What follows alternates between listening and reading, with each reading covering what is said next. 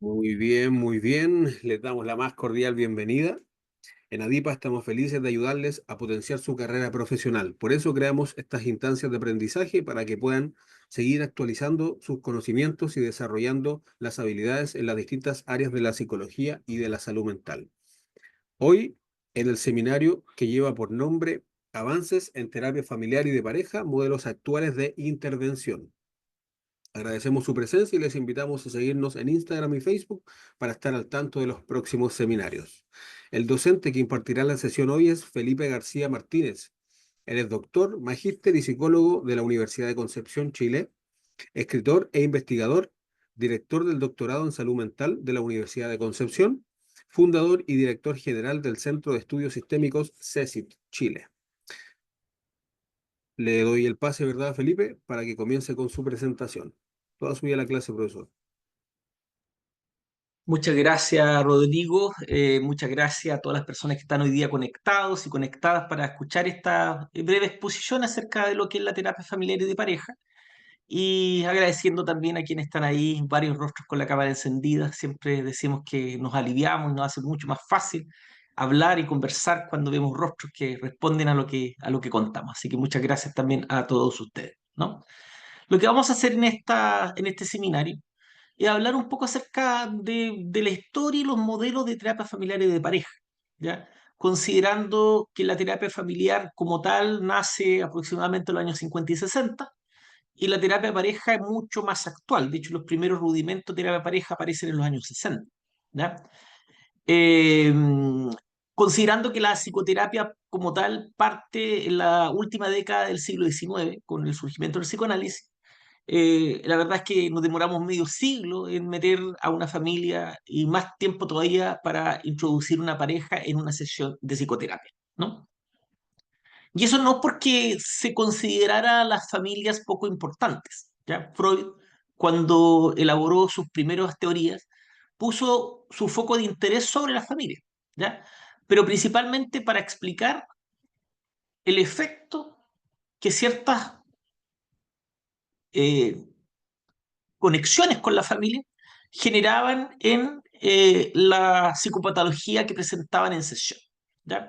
En el caso de Ana O, en el caso de Dora, en el caso, bueno, todo lo que escribió Freud habla de la familia como una fuente de problemas, ¿ya? Pero se centró fundamentalmente en intervenciones individuales, ¿ya? O sea, si bien reconocía que probablemente Ana O y otras pacientes desarrollaron sus síntomas debido a experiencias de trauma infantil al interior de la familia, al momento de intervenir, la familia quedaba fuera, ¿ya? No era un foco de atención, sí era un foco de interés, ¿ya? Eh, y a pesar, bueno, es que yo creo que la evolución del pensamiento de Freud llegó un momento incluso con el caso Dora, que es un caso bastante conocido, desde el cual escribió luego un libro. eh, Dora no le cayó bien, ¿ah? Dora le caía mal, de hecho lo confiesa en el texto, ¿no? Eh, no le cayó bien desarrollando a partir del caso Dora todas sus teorías acerca de la contratransferencia, ¿ya? Los sentimientos negativos que desarrolla ella, que además no se llamaba Dora. Dora era el nombre de la institutriz de Freud, que también odiaba y por lo tanto la bautizó con ese nombre al momento de escribir el libro. Como no le creyó las experiencias de abuso que relataba en el análisis la chica Dora, concluye Freud que ese abuso perfectamente puede ser imaginado o real. Y señala que el inconsciente no distingue entre lo real y lo imaginado. Y por lo tanto, las relaciones familiares reales eran poco relevantes. ¿Ya? Era más relevante como las niñas, las adolescentes, construían un recuerdo que las llevaba a responder como si efectivamente hubieran sido abusadas. Esa expresión de Freud, el inconsciente no distingue entre lo real y lo imaginado, tuvo efectos perniciosos al momento en que posteriormente mujeres relataron experiencias de abuso infantil, porque simplemente se pensaba que se podía estar imaginando y no se les creía y no se hacía nada al respecto, ¿ya? Y eso ocurrió por más de un siglo, la descalificación de las mujeres, ¿no? Que generalmente relataban experiencias de abuso infantil, y yo creo que persiste hasta el día de hoy. Dudamos, ¿no? Si efectivamente será real o quizás se los hayan imaginado, ¿ya? Pero fuera de eso, en lo que nos compete, la familia estaba fuera de la consulta. Voy a compartir una diapo que nos va a guiar en parte en lo que estamos hablando, ¿no? Fuera de la consulta principalmente psicoanalítica, tienen que entender que la psicoterapia nace con el psicoanálisis, fundamentalmente, ¿no? Y por lo tanto, desde el psicoanálisis es cuando a algunos terapeutas se les ocurre introducir una familia en la sesión, ¿ya? Eso ocurre aproximadamente en la década de los 50 por parte de algunos autores como Bell, Ackerman, Bowen y también Whitaker o Borsmeginaki, entre otros, que incorporan e incluyen a la familia e intentan generar cambios en el paciente, así le llamaban, a partir de cambios en las relaciones familiares, naciendo de ese modo la terapia familiar, pero no tal como la conocemos hoy día. Era una mezcla entre componentes relacionales y componentes psicoanalíticos. ¿Ya? De hecho, da origen a un modelo que todavía al día de hoy sigue teniendo seguidores. Y ese es el modelo transgeneracional de la terapia familiar, de la cual ya hablaremos enseguida. ¿Ya? En paralelo, en paralelo a lo que estaban haciendo algunos terapeutas psicoanalíticos al meter a la familia dentro de una sesión terapéutica, había un investigador, Gregory Bateson, que era antropólogo, no era psicólogo ni psiquiatra, y que estaba interesado en estudiar la comunicación. Y para estudiar la comunicación se rodeó de distintos profesionales como antropólogos también, ¿no? Filósofos, matemáticos, psiquiatras y psicólogos, porque quería estudiar la comunicación en todos sus niveles. Y es así como algunos psiquiatras le proponen eh, observar a una familia a través de una sala de espejo. ¿Ya? Y acepta. Y se introduce una familia en una sala de espejo, pero no una familia cualquiera. Lo que en ese minuto estaba estudiando Gregory Bateson era la comunicación en familias esquizofrénicas. Y por lo tanto, cuando un psiquiatra introduce una familia con un hijo esquizofrénico para entrevistarlos, ¿no? Y para observarlo y sacar conclusiones, eso también constituye uno de los primeros actos que van a inspirar posteriormente la terapia familiar. ¿Ya? Bateson, desde lo teórico, Erickson desde la práctica, Milton Erickson, y Haley como un discípulo de ambos, generando los primeros modelos de terapia familiar sistémica, propiamente tal, ¿no? Dentro de los cuales la terapia estratégica familiar, que es el modelo que siguió Haley, fue probablemente la que tuvo más. ¿Ya? Por lo tanto, la terapia familiar nace casi en paralelo por dos lados distintos, desde un corte sistémico como Bateson, Erickson, Haley, como un corte más bien psicodinámico como Bell, Ackerman y Bow.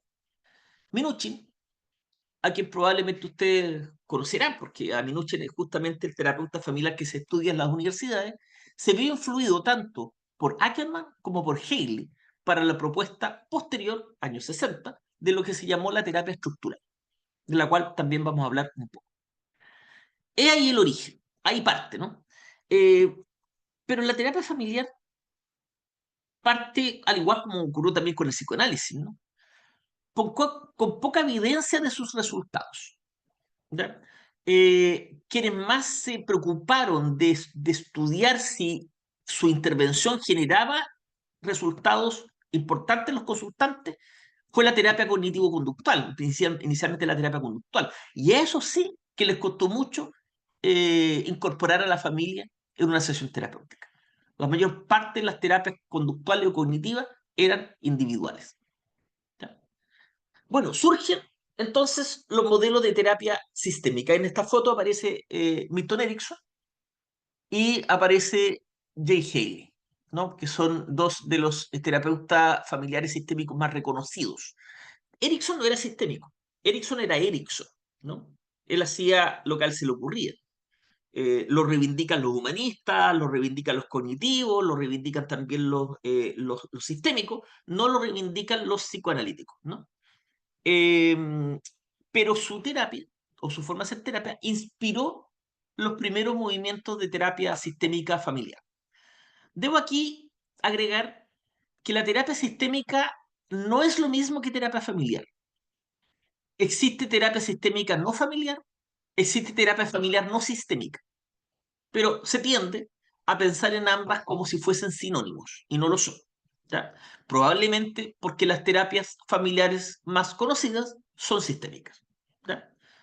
Eh, Vamos a hablar, por lo tanto, de forma muy breve, de los modelos tradicionales de terapia familiar y luego vamos a hablar de los modelos más actuales, que es lo que probablemente a varios de ustedes les interesa, sobre todo si están pensando, por ejemplo, en formaciones, ¿no? Sobre procesos psicoterapéuticos y modelos de intervención. ¿Ya? Yo les decía que desde el mundo psicoanalítico aparece la terapia transgeneracional. La terapia transgeneracional va a combinar elementos psicoanalíticos, ¿ya? Y que son inconscientes y que tienen que ver, por lo tanto, con ciertas disposiciones que las personas tienen en base a una experiencia ante la cual no tienen acceso consciente, ¿no?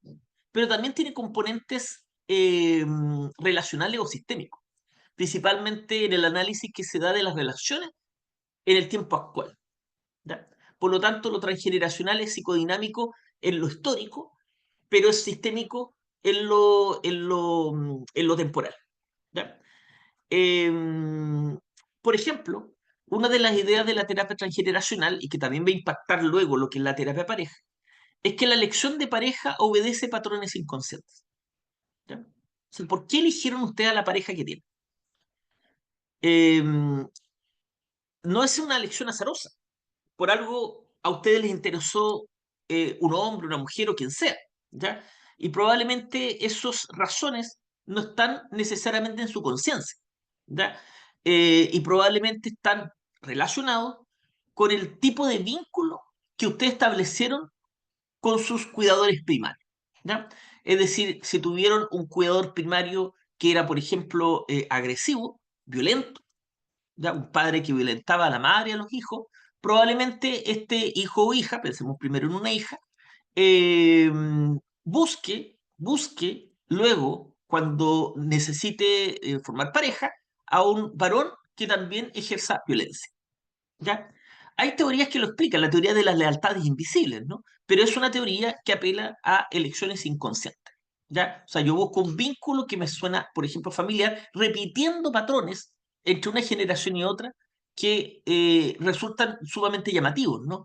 Como la madre se casa con un alcohólico, la hija con un alcohólico y el nieto con un alcohólico, ¿no? Parece ser como si se transmitiera un gen de la elección, ¿no? Y no es así. Se tiene que ver con ciertos patrones de elección de pareja inconscientes, ¿no? Basado obviamente en la experiencia de vida que cada persona ha tenido, ¿no? En su familia de origen, ¿no? Dentro de la terapia transgeneracional, probablemente las voces más destacadas son Murray Bowen, Iván Borsonmeji o Iván Nagy, ¿no? El segundo es el que habla de las lealtades invisibles, que es un concepto más o menos antiguo, ¿no? Estamos hablando de la década de los 60, pero que actualmente han retomado modelos de intervención que no son sistémicas y no son científicas, como el de las constelaciones familiares. ¿Por qué? Porque presenta esta idea de la elección inconsciente de la pareja y cómo esto se va transmitiendo de generación entre generación. Por lo tanto, le hace el juego a ciertas hipótesis de Bert Hellinger, ¿no? Que es el fundador de este modelo de las constelaciones familiares. Y plantea, ¿no? Que nuestro comportamiento en familia es resultado de la transmisión de formas de vida que recibimos de nuestro crecimiento y que después reproducimos ¿ya? En la familia posterior, ¿no? Esperamos la satisfacción de nuestras expectativas afectivas, aquellas que nos dieron satisfacción y las que nos faltaron. Y la idea de lealtad está el hecho de que alguien tiene que pagar por lo que me hicieron. Si un varón tiene padres violentos y sufre por la violencia que se da en su familia, entonces quiere o busca una pareja que de alguna manera reciba el castigo por el mal vivir que yo tuve cuando niño. ¿Ya? Y por lo tanto se buscan parejas que sean desequilibradas, donde se ejerza el poder, repitiendo de esa manera ciertas pautas transgeneracionales del ejercicio de la violencia. ¿No? Eso es lo que plantea en general el enfoque transgeneracional. Yo debo decir que el enfoque transgeneracional no tiene muchos adeptos. ¿Ya? Es un modelo que tampoco tiene pruebas de eficacia, ¿ya? Pero que resulta tremendamente atractivo Porque el psicoanálisis en sí es atractivo, ¿no? Cuando uno lee los primeros textos psicoanalíticos, uno se maravilla por las deducciones que realizan a partir de ciertas observaciones mínimas, como si fueran Sherlock Holmes, ¿no? Y pasa lo mismo con la terapia transgeneracional, atrae mucho interés en ese sentido, pero al momento de aplicarlos, sus resultados son bastante menores, ¿ya? Sirve más bien para explicar que para intervenir. Bueno, el segundo enfoque tradicional, y que probablemente todos conocen, como dije anteriormente, es el enfoque estructural. ¿Ya? El enfoque estructural fue propuesto por Salvador Minucci principalmente, aunque hay otros autores que lo acompañan, ¿no? Charles Fishman, entre otros, ¿ya? Montalvo, entre otros. El modelo estructural se basa un poco con las propuestas como dije, de Ackerman, de Haley, entre otros, eh, y nace principalmente ante la necesidad de intervenir familias en la costa este norteamericana, eh, debido a la creciente inmigración latina, ¿ya? Creciente inmigración latina en los años 60 y 70, que es generalmente una inmigración de personas con escasos recursos, ¿ya? Y por lo tanto se presentaban dificultades por parte de sus miembros y que Minuchin atribuía a la manera de funcionamiento que tenía esa familia o la estructura familiar. Y por lo tanto proponía intervenciones con la familia completa que buscaban modificar esa estructura que mantenía los síntomas en algunos de sus miembros, ¿no? Lo que llamaban paciente índice o paciente identificado. En otras palabras, si un niño tenía problemas de conducta disocial, ¿no? En el colegio, entonces se suponía que eso más bien reflejaba una patología familiar y que por lo tanto había que intervenir a la familia, no al niño que tenía comportamiento disocial, modificando esa estructura de tal manera de que estos elementos que hacían que la conducta problema apareciera, simplemente desaparecieran. ¿Ya? Por lo tanto, el enfoque estructural intenta, a través de una serie de provocaciones, cambiar la manera en cómo está funcionando la familia. Por ejemplo, la jerarquía. Por ejemplo, la manera como establece los límites entre cada uno de sus miembros, ¿no? Por ejemplo, los niveles de cohesión cuando enfrentan una situación estresante. ¿Ya? Esos son los elementos ante los cuales el modelo estructural fija su vista, ¿no? Plantea, por lo tanto, que la familia opera a través de pautas transaccionales. Las pautas transaccionales son ciertos acuerdos implícitos y explícitos en base a reglas que determinan cómo funciona una familia. Por ejemplo, si un hijo adolescente quiere salir a la calle, ¿a quién le pide permiso? ¿A la mamá o al papá? Es una pauta, ¿no? La pauta de primero el papá habla con la mamá, etcétera. Y todas las familias tienen pautas distintas. Por supuesto que un terapeuta familiar cultural tiene que, de alguna manera, observar cuáles son esas pautas transaccionales y la mejor forma de observarlo es viendo a la familia interactuar. Y por lo tanto los hacía interactuar en sesión, ¿no? El objetivo, por lo tanto, del modelo estructural es reorganizar la estructura familiar. Y la reorganizaban, entre otras técnicas, a través de verdaderas provocaciones. Por ejemplo, el terapeuta se aliaba con el hijo o hija más disfuncional, generando una respuesta intensa por parte del resto de la familia, lo que le permitía desorganizar a la familia. Y a partir de esa desorganización, promovía una nueva organización. ¿Ya? Si alguien ha visto un video de Salvador Minuchin trabajando, se dan cuenta que Minuchin se observa provocador, se observa incluso a veces agresivo, porque lo que él busca es generar desorden, porque a partir del desorden es posible construir un nuevo orden. Y muchas de las intervenciones de Minuchin son irreproducibles por sus discípulos, al igual como ocurre, por ejemplo, con Milton Erickson. Son cosas que él hacía porque tenía un carácter para hacerlo, pero si las hago yo me demando. ¿Ya? Lo mismo ocurre también con Fritz Perls, ¿no? Fritz Perls de la terapia gestáltica, que hacía cosas que, no sé gracias a quién, no cayó en la cárcel. Como les decía, el cambio se produce cuando la situación es desequilibrada, ¿no? Cuando se provoca la situación, pierde el equilibrio, ¿no? Las familias mantienen el problema porque de alguna manera ese problema mantiene también a su vez el equilibrio de la familia, lo que él llamaba homeostasis. ¿No? Dice, como quiera que la tendencia del sistema a volver a equilibrarse, la nueva situación generada sería presumiblemente distinta de la anterior. Y por virtud del terapeuta, no solamente distinta, sino mejor. Por ejemplo, una reacomodación de la jerarquía familiar, un cambio en las reglas que establecen cada uno de sus miembros, o por ejemplo, poner límites claros entre las conversaciones que son de los cónyuges y las conversaciones que son entre padres e hijos. ¿Ya? Esos cambios podrían ayudar, por lo tanto, a que el funcionamiento de la familia se hiciera más adecuado. ¿Ya? El tercer modelo tradicional es la terapia estratégica del MRI. MRI es una abreviatura de Mental Research Institute, ¿no? Que es el modelo que surge a partir de los trabajos de Bateson, inspirado principalmente por Erickson, y donde su representante inicial más conocido fue Jay Haley. Jay Haley tiene varios libros que son muy entretenidos, ¿eh?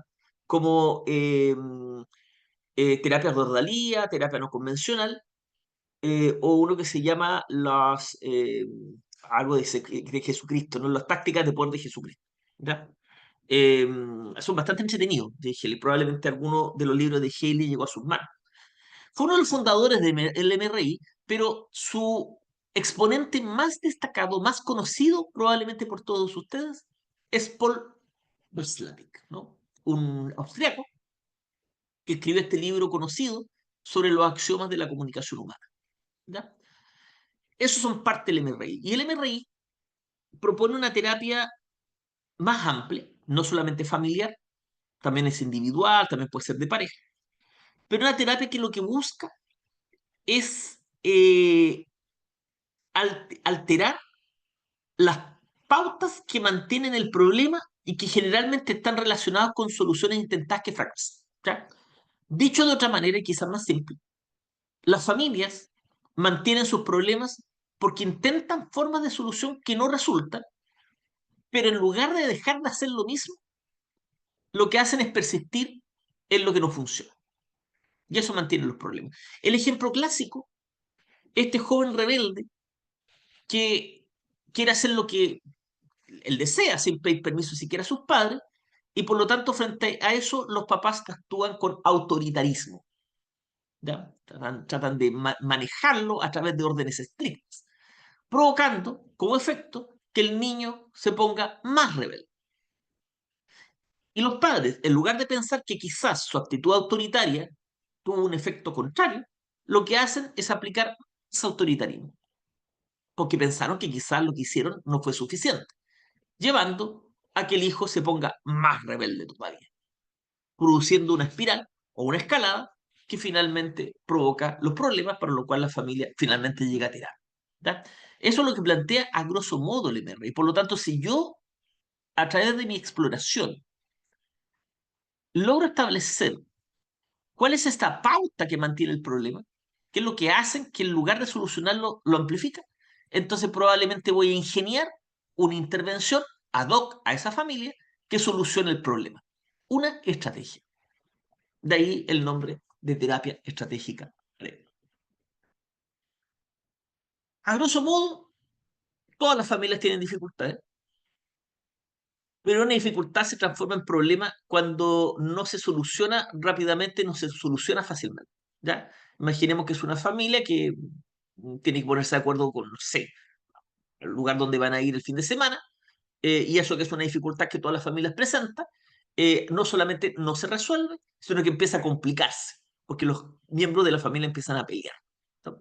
Frente a lo cual se aplica una solución. Y la solución, por ejemplo, es que el miembro de mayor jerarquía impone al resto de la familia lo que se va a hacer el fin de semana. Ese es el intento de solución. Pero no sucede que no da resultado y genera más caos, frente a lo cual el miembro de mayor jerarquía, en lugar de recular, decir, hagamos, por ejemplo, una votación, lo que hace es ponerse todavía más duro para decidir lo que se hace el fin de semana. Y lo que partió como una dificultad termina convirtiéndose en un problema de difícil resolución. ¿Ya? Eso es lo que plantea en general el MRI. La terapia estratégica, por lo tanto, eh, no se centra en el pasado, no se centra en el origen del problema, como sí lo hace la terapia transgeneracional, como buena terapia de origen psicoidal. No, lo que se centra en el MRI es en aquellos aspectos actuales que contribuyen a la mantención del problema. Y de hecho, por ese tipo de formulaciones, es que muchos afirman que la terapia estratégica, que es sistémica, es en realidad conductual, ¿ya? Porque los modelos conductuales proponen más o menos la misma idea. ¿Ya? Debo decir que el modelo conductual de terapia, el modelo estratégico de terapia, surge más o menos también en paralelo, los años 50. Entonces, claro, intentan averiguar las interacciones que establece el individuo consigo mismo, con los demás, con el mundo. eh, Trata de buscar las soluciones intentadas por esta persona o esta familia para resolver el problema. Y lo que propone son intervenciones que alteren esa pauta que mantiene ese problema. ¿Ya? Esto no es tan fácil, ¿eh? ¿Cómo le decimos a un padre que se ha puesto autoritario debido a las conductas rebeldes de su hijo que deje de ser autoritario? ¿Ya? Lo más probable es que este padre diga, pero no, pues si yo dejo de ser autoritario va a hacer lo que quiere, ¿no? Si hace lo que quiere, va a ser peor. ¿Ya? Por lo tanto, no es tan fácil que las personas dejen de hacer lo que comúnmente hacen para resolver los problemas. Por lo tanto, intentamos un diálogo que más o menos es estándar, ¿no? Que más o menos el ejemplo que aparece acá. Yo digo intentamos porque el modelo estratégico me identifica a mí más que lo que me identifica la terapia transgeneracional. Por ejemplo, ¿qué resultado le ha dado retar a su hija todos los días para que estudie? Ha sido peor, dice ese padre, ¿no? Ahora no solo no estudia, sino que además se encierra y evita hablar conmigo. ¿Y qué ha hecho usted a continuación para que se ponga a estudiar? Pues la sigo retando, tiene que hacer caso en algún momento, es por su bien. Ahí se dan cuenta ustedes cómo persiste con un intento de solución que no da resultado. Entonces el terapeuta le dice, entonces podemos decir que hasta el momento la estrategia de retarla no le ha dado resultado. Así es, que obvio que así es, ¿no? Es evidente, ¿no? ¿Y está usted dispuesto a dejar de lado lo que no ha funcionado y probar con algo diferente? Si existe otra forma, claro que sí. ¿Ya? Esa es la manera como intentamos convencer a nuestros consultantes de probar algo distinto. Por supuesto que para ver qué cosas distintas se pueden hacer, ya tenemos que ir a la parte técnica. Lamentablemente, un seminario como este no nos va a permitir entrar a lo técnico, pero puedo sí adelantar que una de las formas que ellos plantean es lo que se llama la prescripción del síntoma, ¿ya? Que es una de las técnicas más reconocidas del enfoque estratégico. La prescripción del síntoma, que es una intervención de tipo paradójico. ¿Ya? También existe una terapia familiar cognitivo-conductual. Principal exponente de una terapia familiar más cognitivo-conductual es Frank Datilio, ¿ya? Que es el que aparece aquí en uno de sus artículos. ¿Ya?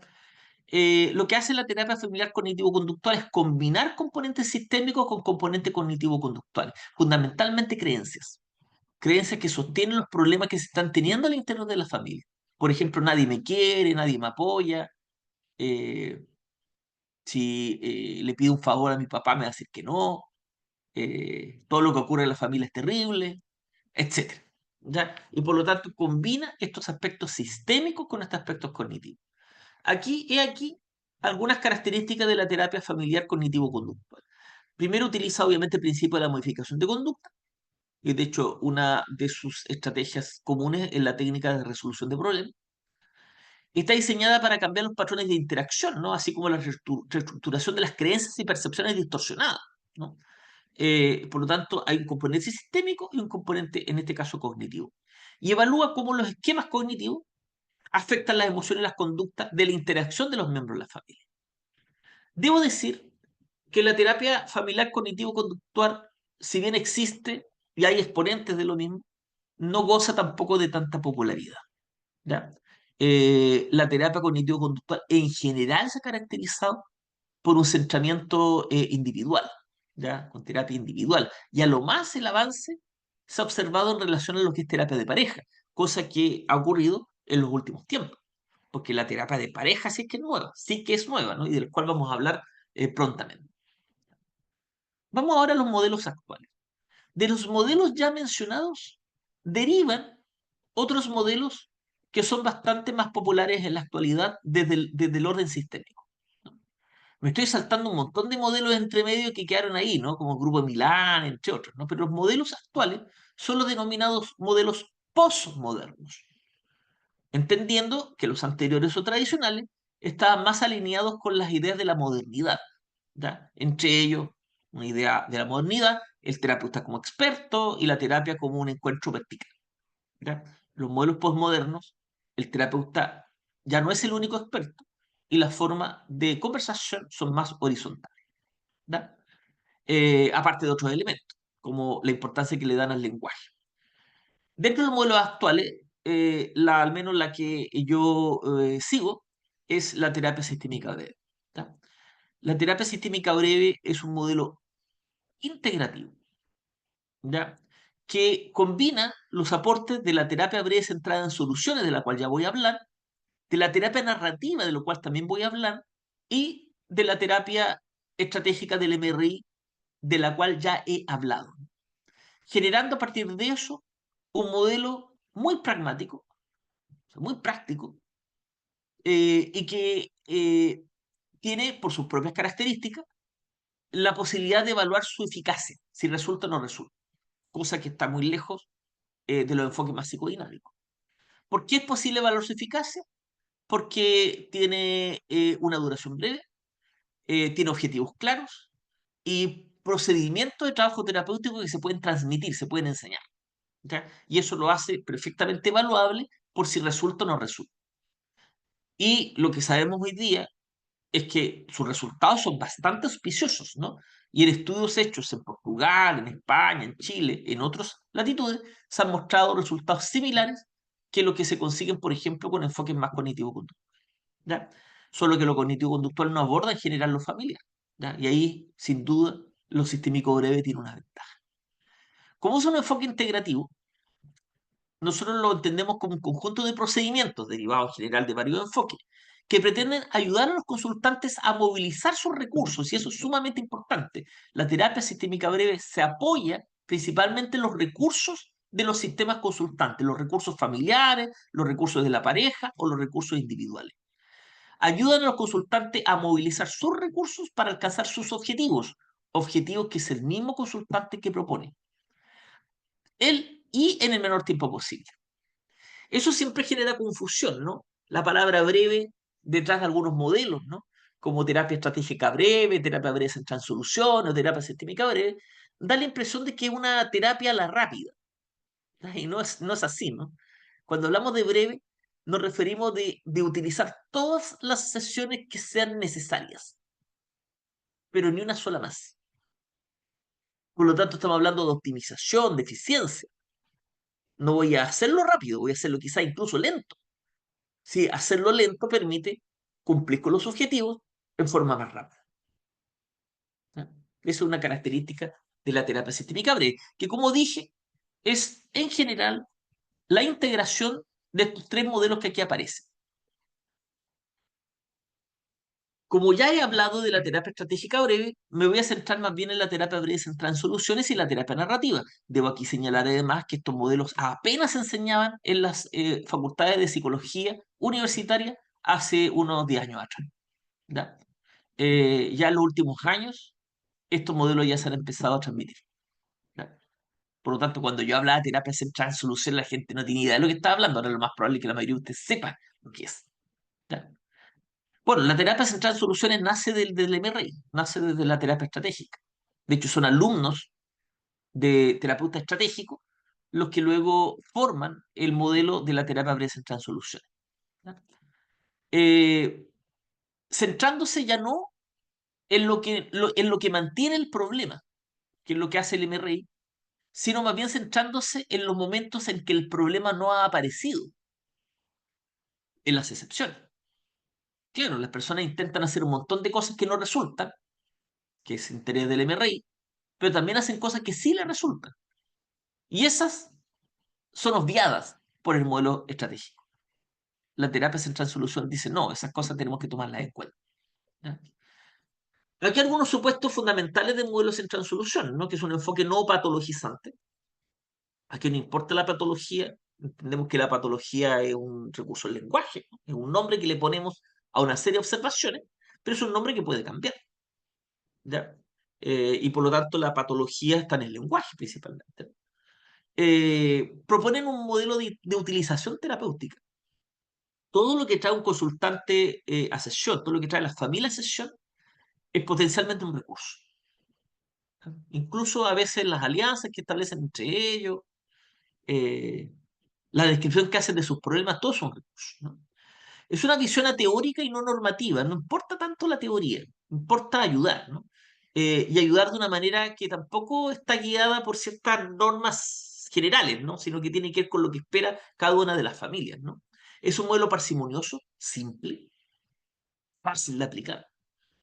Plantean que el cambio es inevitable, porque el ser humano está constantemente cambiando y por lo tanto las parejas y las familias cambian. Y si usted mira sus propias familias, se da cuenta que su familia ha ido cambiando en el último tiempo, desde la pandemia, antes de la pandemia, como está en el día de hoy. El cambio es inevitable. Pero la terapia lo que busca es que sea un cambio dirigido a una vida mejor para cada uno de sus miembros, ¿no? O sea, no cualquier cambio, ¿no? Orientada al presente, igual que el MRI, pero también al futuro. Estamos orientados a buscar y conseguir lo que las personas desean hacer con sus vidas, ¿no?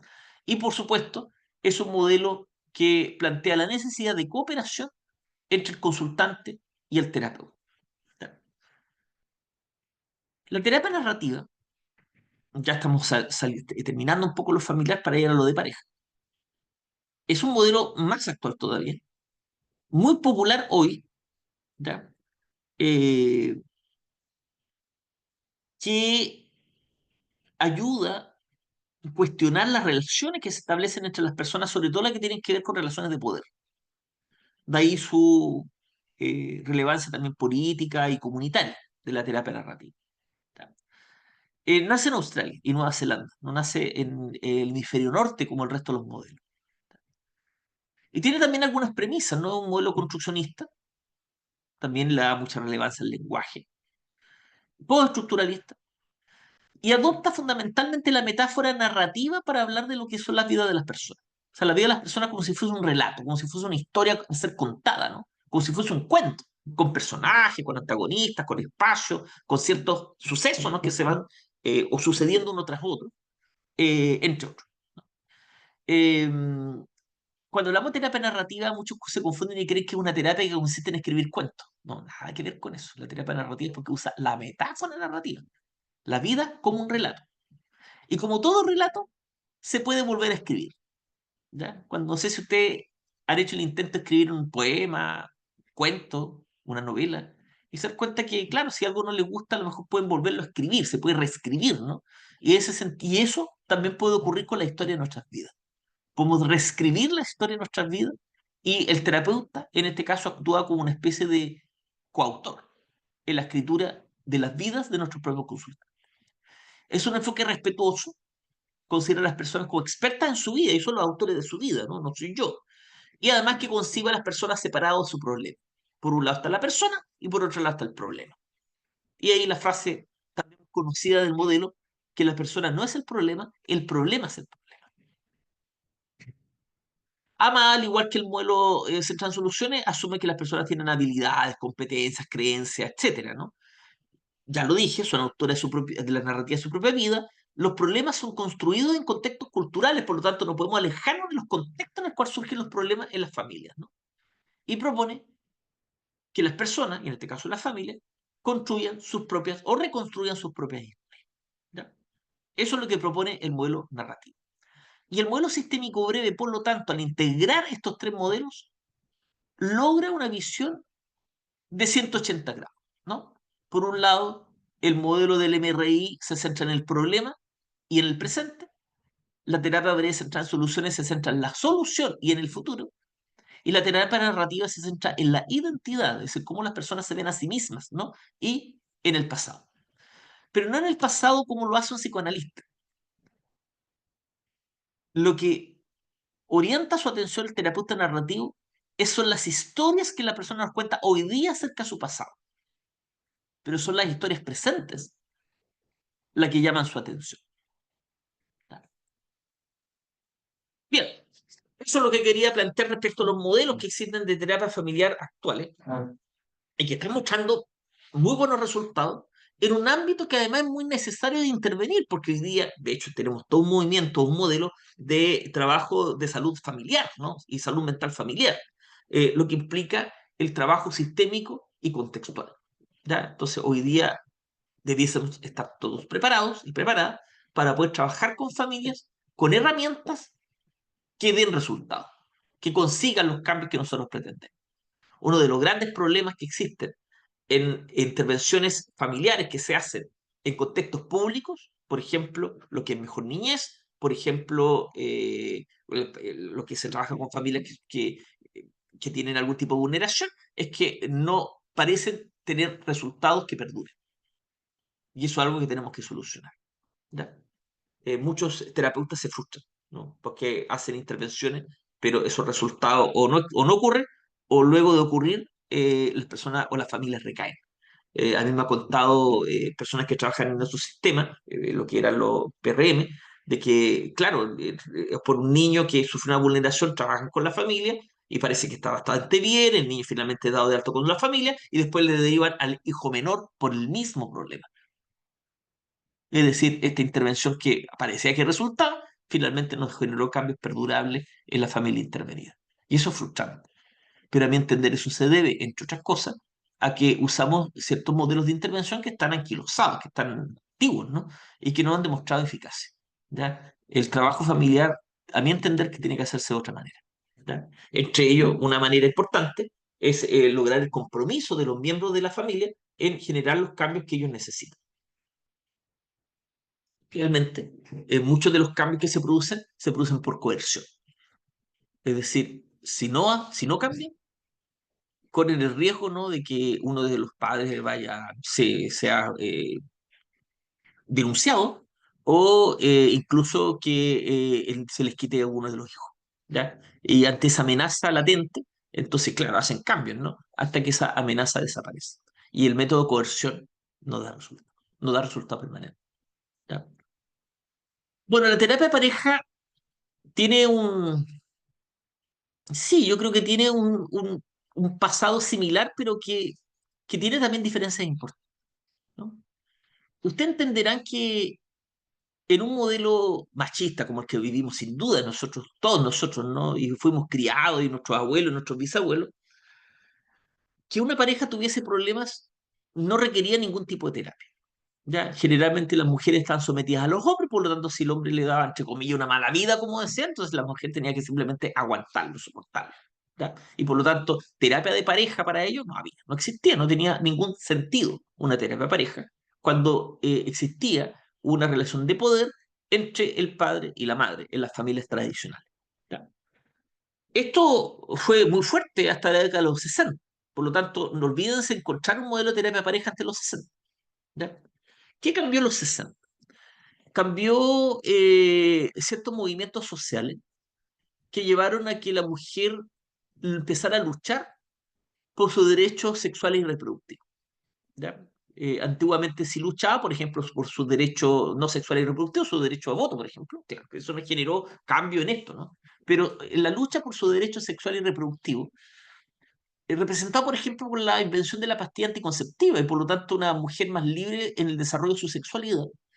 Entonces llevó a que en las parejas ahora ya, o las mujeres en general, no estuviesen obligadas, y su ingreso al mundo del trabajo también, ¿no? El ingreso al mundo de la educación también, no estuviesen obligadas a permanecer con el mismo hombre maltratador por el resto de sus vidas. Y ahí cambia la cosa, ¿no? Porque ahí las separaciones empiezan a aumentar. Y por lo tanto las crisis de pareja, que antes no llegaban a nada, ahora llevan a conflicto y crisis y separación. ¿Ya? Un aporte importante, por lo tanto, para el surgimiento de la terapia pareja fue los aportes de la sexología. ¿Ya? Los primeros estudios sexológicos, porque te entenderán que tampoco los problemas sexuales antes requerían terapia, ¿no? Si un hombre era eyaculador precoz, da lo mismo si la mujer no tenía ni siquiera que sentir placer. Menos era preocupación si la mujer no sentía placer. Las normas sociales decían que la mujer tenía que reprimir su placer o no expresarlo, ni deseo sexual, ni iniciativa sexual, ¿no? Si un hombre tenía disfunción eréctil, bueno, era brujería, ¿no?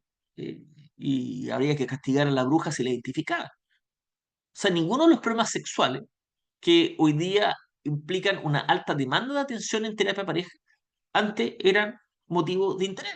Simplemente había que aguantarse la misma pareja por el resto de su existencia. Entonces, claro, los aportes de la sexología de Kinsey y de Master y Johnson, que de hecho Master y Johnson, a todo esto, en la foto ahí está Kinsey, ¿no?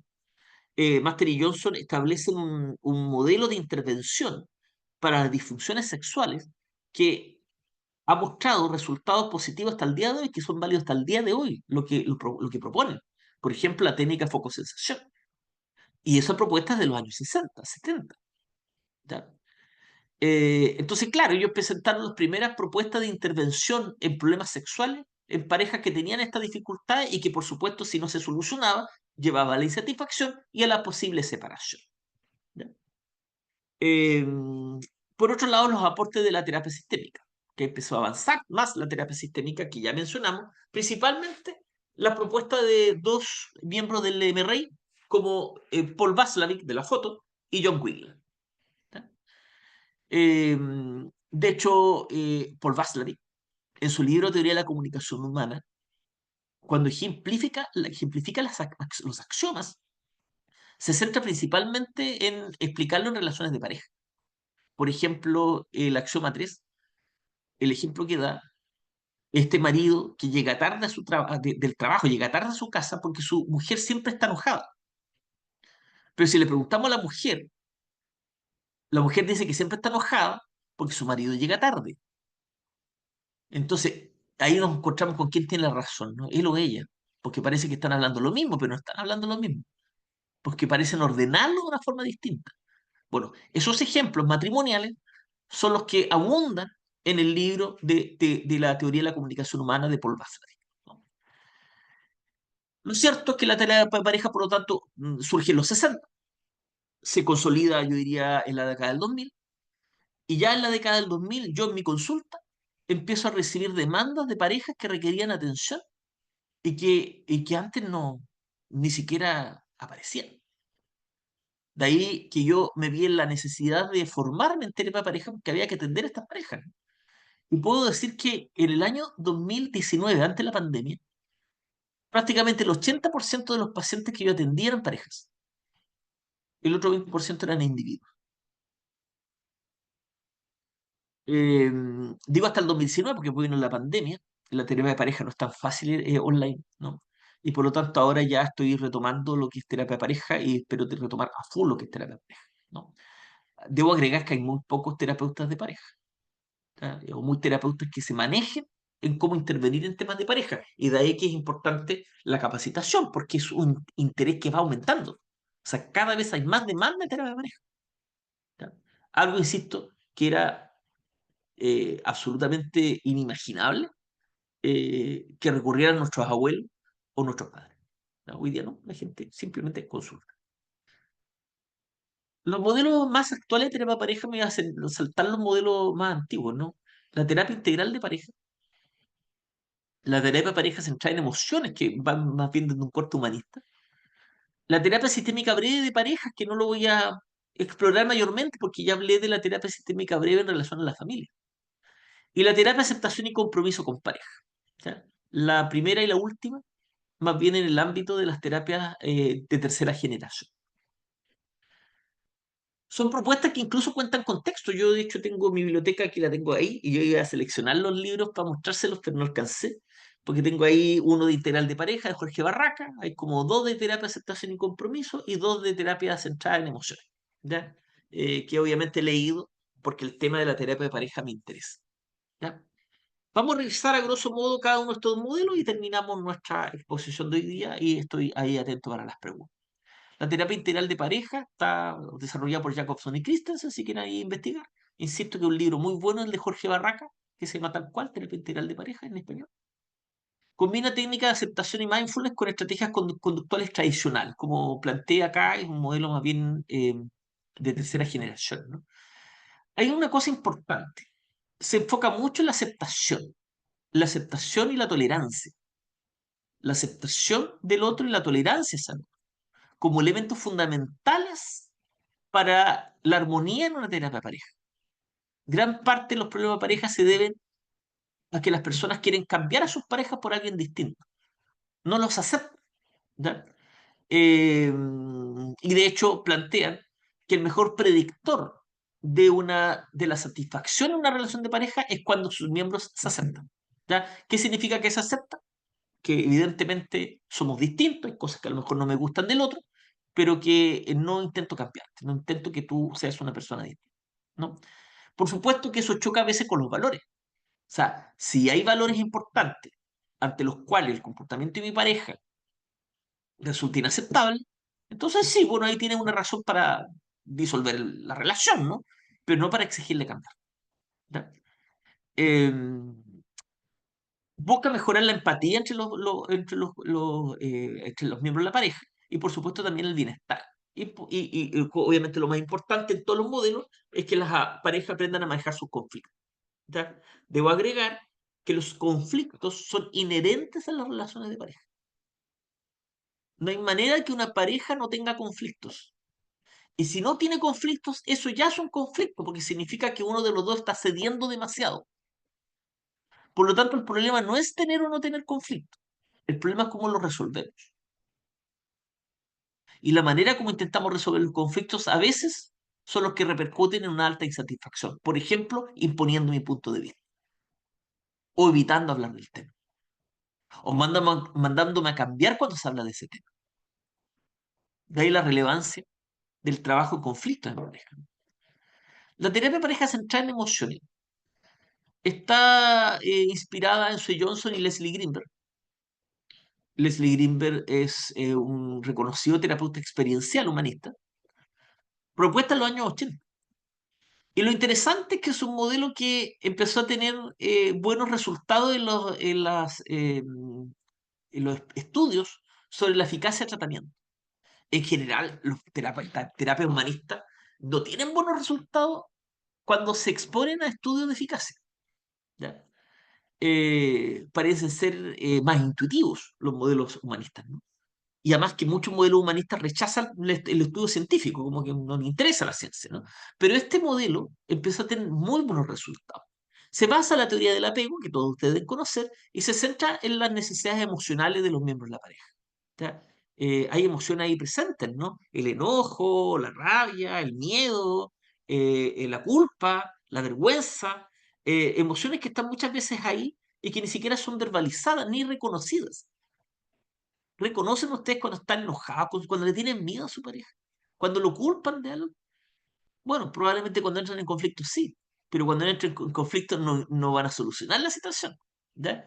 Entonces, claro, el objetivo acá es mejorar la conexión emocional entre los miembros de la pareja, que aprendan a identificar y expresar sus emociones, ¿no? Pero también entender las emociones del otro y saber reaccionar ante las emociones del otro. Y por supuesto, esto permite cambiar los patrones de interacción negativos, ¿no? Que generalmente son los que provocan conflicto. ¿Ya? Finalmente, la terapia de aceptación y compromiso con parejas. Hay varios libros sobre terapia de pareja de aceptación y compromiso. Es un modelo de tercera generación con bastante publicidad. Ya tienen mucho movimiento ellos para dar a conocer un poco lo que plantean. Ahí Stephen Hayes es el pionero, uno de los más reconocibles al respecto. También trabaja mucho con, la palabra lo dice, con la aceptación, ¿no? Pero aceptación aquí, la terapia de aceptación y compromiso se centra principalmente en la aceptación interna, no la del otro, como la terapia integral, ¿no? Sino la interna, o sea, que yo sea capaz de aceptar lo que estoy sintiendo, lo que estoy pensando en relación a mi pareja, ¿no? Y ayuda a las parejas a construir relaciones más sólidas y significativas, obviamente explorando, entre otras cosas, los valores de la pareja. ¿Ya?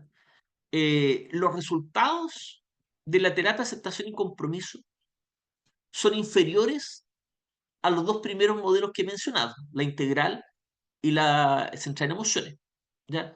Lo que no significa que no funcionen, pero tiene hasta el momento una evidencia acumulada inferior a las otras. Bueno, esos son los modelos más actuales disponibles sobre terapia de pareja y ante los cuales sería obviamente importante, si a usted le interesa el tema, explorarlo en mayor profundidad. Lo que yo he querido hacer hoy día es mostrarle un panorama que de alguna manera les represente lo que sabemos hoy día respecto a la terapia familiar y de pareja. ¿Ya? Muchas gracias. Esas son mis redes sociales. Felipe García Martínez, la personal, donde además aparece el link para solicitar horas de atención. Y CESIS Chile, que es el de la institución que yo dirijo. ¿Ya? Así que si alguien quiere seguirme o seguir a la institución, están invitados. Dejamos ahora un tiempo. Yo soy muy relojito ahí, me pasé 3 minutos. ¿Ya? Siempre soy muy reloj. Si me dicen una hora, es una hora, punto. Eh, pero dejo tiempo para escuchar algunas preguntas y luego de eso va a quedar Rodrigo con ustedes para hacer un sorteo. ¿Ya? Muy bien, profesor. Excelente la presentación. Les voy a solicitar, quien tenga alguna duda, consulta, levante la mano en Zoom y yo le voy a abrir el micrófono para que pueda hacer su consulta. Hay una Les reitero. pregunta o comentario en el chat que lo estoy mirando ahora, eso respecto a los estilos de apego, ¿no? Hay toda una línea de investigación hoy día que probablemente están escuchado que plantea cómo las estrategias de apego que uno establece en la niñez repercuten luego en el mundo adulto, ya cuando establecemos relaciones de pareja. Entonces, como cuando, por ejemplo, desarrollamos estrategias de apego relacionado a un apego inseguro evitativo, luego en la vida adulta, cuando formamos pareja, tendemos también a ser evitativos, ¿no? Y por lo tanto, involucrarnos poco, dar poco por el otro, a diferencia de un apego inseguro tipo ansioso, ¿no? Que busca que el otro esté cerca, y por lo tanto, en la vida adulta yo también estoy esperando una pareja que esté pegada a mí, ¿no? Entonces, imagínense la enorme dificultad que va a presentar una persona que tiene un estilo de apego ansioso, ansioso con una persona que tiene estilo de apego inseguro, ¿no? Mientras el otro quiere que el otro esté pegado y cerca, el otro lo que más quiere es alejarse. Entonces, claro, hay toda una línea donde incluso destacan algunos investigadores chilenos que han hecho aportes a la aplicación de la teoría del apego en las relaciones de pareja. Muy bien. Reitero, muy cortito, si se llaman aquí en la plataforma de Zoom con nombre o solamente iPhone, por favor cámbiense el nombre o me lo indican por el chat para que no tengamos problemas en el último momento en el sorteo. Muy bien. ¿Cuál es su Instagram? Pregunta de Tomás. Por favor, si lo podría repetir, profesor. ¿Qué pregunta? ¿Cuál es su Instagram? Para y seguirlo Ah, y ya, es arroba interactuar. Felipe García Martínez. Arroba Felipe García Martínez. Eso. Tengo a Kevin aquí con la mano levantada. Voy a darle la palabra. Bueno, Saludos, Kevin. Hola, saludos, gracias. Bien cortito, profesor. Todo súper claro, bien explicado, agradecer la oportunidad. Simplemente me quedó dando un poco, me llamó la atención lo que explicó al principio sobre estos terapeutas antiguos que crearon nuevas formas para crear terapia y no fueron demandados. En un caso hipotético en donde quizás yo se me ocurra alguna idea creativa de buscar una solución, pero quizás que roza este límite de lo ético. ¿Qué me recomienda? ¿Será mejor crear algún tipo de documento que me pueda como respaldar en caso de que el consultante quiera crear una demanda? Me estoy poniendo quizá un poquito exagerado, pero es solamente en caso de que quizás tener una idea creativa, pero quizás que roce o que desafíe demasiado al consultante, lo que pueda generar quizás después un problema entre el consultante y yo, ¿me entiende? sí, efectivamente podría generar dificultades. La verdad es que ahí te planteo cuidado. En general las ideas son muy bien recibidas, pero te recomiendo compartirlas, ¿no? Compartirlas con colegas, compartirlas con quizás profesores o alumnos, para de alguna manera pulir esas ideas que se te pueden Mm, ocurrir. Phil Peirce abofeteaba a sus consultantes. Ya, él lo reconoce también en sus propios libros, ¿no? wow. Minucci los hacía enojar a propósito, ¿no? Los molestaba hasta que explotaban, ¿no? Y Erickson era capaz de tomar una preciada foto de uno de sus consultantes y romperla delante de sus ojos, ¿no? Cosas que en los tres parecían como, o sea, si, ellos lo hacían y generaban cambio, ¿no? Pero los hago Ya, yo y me demandan, eso es lo que decían, ¿no? Entonces, claro, hay ciertos límites que están sí. planteados en nuestro propio código de ética de la profesión, ¿no? Además de la ética personal, de que en general nuestras intervenciones no deberían buscar dañar al consultante, ¿ya? Claro. Súper. Muchas gracias, profesor. Ese ticket. ¿Hay otra más que Anaís? Muy Sí. bien. Sí. Tenemos a Anaís, Anaís Concha. Saludos, Anaís. Hola, buenas, ¿se escucha bien? Súper. Ya. Primero que nada, buenas tardes, profesor. Me encantó mucho el seminario, lo encontré súper completo. También se hizo como súper cortito porque sentía como muchas más ganas de seguir escuchando la información y su manera de también llevar la presentación fue magnífica. Yo le quería hacer una consulta porque yo soy estudiante de psicología y a nosotros nos están pasando como todo este tipo de las teorías del apego, cómo puede como configurar las OSP, como más del lado como cognitivo-conductual, como pasando por todo ese proceso.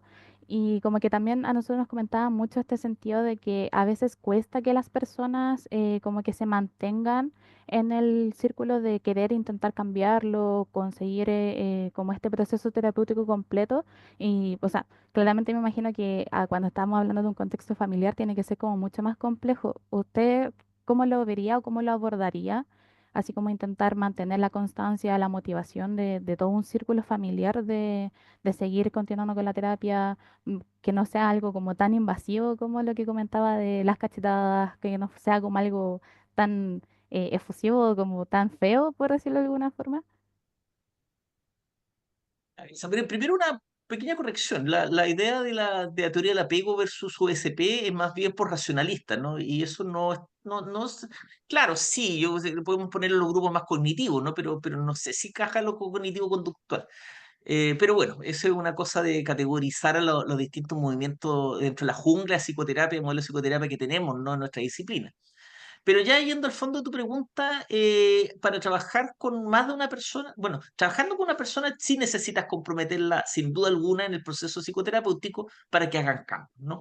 Hay toda una línea de trabajo terapéutico con lo que se llama consultantes involuntarios obligados, es decir, cuando alguien llega obligado, sabes que no vas a conseguir nada a menos que la persona entienda a través de una serie de procedimientos que a lo mejor cambiar lo favorece, ¿ya? Y eso mismo que ocurre con terapia individual, tiene que ocurrir con terapia de pareja y terapia familiar. Es decir, si los miembros de la familia no se sienten trabajando en pos de un objetivo común que los favorezca a todos, entonces lo más probable es que se presente deserción. Y la tarea de establecer un objetivo que, que una a todas las personas que están ahí presentes en el proceso terapéutico, esa tarea es del terapeuta. ¿Ya? Él tiene que generar las acciones y las intervenciones necesarias para construir objetivos de equipo, ¿ya? Que obviamente es algo que se hace muy difícil cuando en la familia, los miembros de la familia están confrontados. O sea, hacer trabajo en equipo cuando familias confrontadas, probablemente tengas que trabajar inicialmente la cohesión, ¿ya? Pero bueno, te puedo decir que siempre hay tácticas, hay formas, ¿no? Hay procedimientos, hay técnicas. Y obviamente la idea es que en tu formación vayas a ir conociendo estas técnicas que facilite luego tu trabajo como futura psicoterapeuta. Muchísimas Profesor, aquí, gracias. Igual, perdón, la pequeña aclaración era que nosotros nos dividen como los ramos de las grandes ramas de la psicología. Entonces, como que dentro de todo lo que era como terapia cognitivo, era como desde los inicios hasta ahora, como por eso hablábamos como un poquito de la ESP y era como que nos mezclaron todos juntos. Entonces, claro, nos decían, es súper complicado trabajar estas cosas con una persona y a mí me planteaba esta pregunta de cómo será trabajarlo con un grupo que es aún mayor. Y como esto mismo de enfocar el objetivo y me quedó muy claro su respuesta y muchas gracias también. Sí, es que es complejo, ¿no? Yo creo que trabajar con más de una persona es más complejo que una persona y con familias todavía más complejo. Principalmente por las cosas que dices tú, ¿no? Basta que un miembro no esté motivado para que la terapia familiar muchas veces se desarme. Entonces, bueno, es todo un desafío.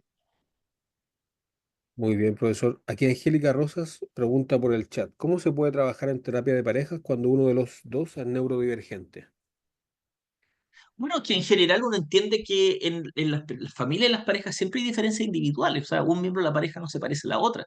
Probablemente él es neurodivergente y a lo mejor ella es ansiosa, ¿no? O sea, todos tienen sus características individuales y por supuesto que esas características individuales, al menos desde un enfoque como el mío, que es un enfoque de recursos, pueden ser utilizadas a favor del proceso psicoterapéutico, no necesariamente es un obstáculo para ello, ¿ya? Yo tengo un colega que es Rodrigo Mardone. Rodrigo Mardone atiende solamente psicólogos y psiquiatras. Y la primera sesión siempre se plantea a los psicólogos y psiquiatras diciendo, chuta, pero el problema es que soy psicólogo. Y Rodrigo le dice, no, ese no es un problema, es tu recurso. Es tu recurso que seas psicólogo, es tu recurso que seas psiquiatra. O sea, no va a entorpecer la terapia, al contrario, la va a favorecer. Y lo mismo respecto a cualquier diferencia individual, seas ansioso, depresivo, neurodivergente o la categoría que te pongas, ¿ya? Eso es lo que puedo decir. Muy bien, profesor. Agradecemos la ponencia, ¿verdad? El tiempo y la amabilidad que se da también para responder las consultas. Invitarles por última vez, ¿verdad?, al curso técnicas en terapia breve, en terapia familiar y de pareja, que la información la están viendo ahora proyectada en su pantalla. Más información en adipa.cl y también invitamos, ¿verdad?, y para que quede aquí grabado a que pasen también por CECIT Chile, ahí también para mucha información ahí en las redes para todos y todas ustedes. No se vayan, por favor, aún queda el sorteo. Voy a dejar la grabación hasta aquí para nuestros amigos y amigas de YouTube que nos van a revisitar. Recuerden que los contenidos y los seminarios gratuitos siempre están alojados acá. La invitación es a ustedes también para que los puedan revisitar ahí también. Muchas gracias por estar acá presente y a usted, profesor, por la simpatía y buena onda de siempre. Muchas gracias, Rodrigo. Que estén muy bien, nos estamos viendo.